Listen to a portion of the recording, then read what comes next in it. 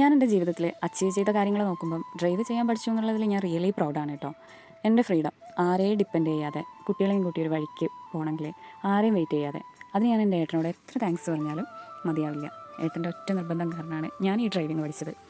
ഇന്ന് ഞങ്ങൾ വന്നിരിക്കുന്നത് ജയേട്ടൻ്റെ ഏട്ടൻ്റെ വീട്ടിലേക്കാണ് കേട്ടോ. അതേ ഈ പോണതാണ് അപ്പുണ്ണി. പ്രതീക്ഷിക്കാതെയും പറയാതെയും കയറി ചെല്ലുമ്പം നമ്മളെ ഇഷ്ടമുള്ളവരുടെ കണ്ണിൽ കാണുന്ന ആ ഒരു സന്തോഷമുണ്ടല്ലോ, അത് കാണാൻ എന്തൊരു ഭംഗിയാണല്ലേ.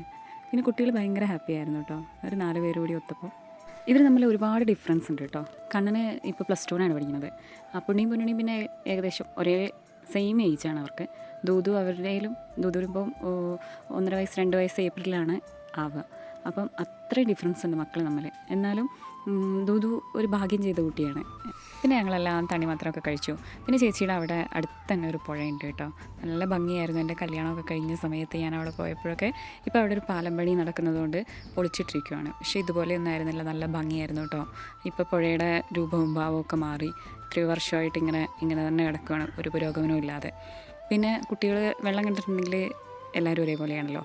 പിന്നെ ഞങ്ങൾ പുഴയിൽ നിന്നൊക്കെ വന്നു. പിന്നെ ഉച്ചത്തേക്കുള്ള കറിപ്പ് പരിപാടിയിലായിരുന്നേ.